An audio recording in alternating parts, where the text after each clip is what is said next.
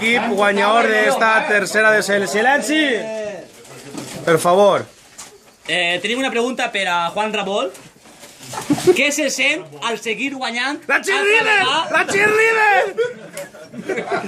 Què sent a guanyar totes les competicions que juga?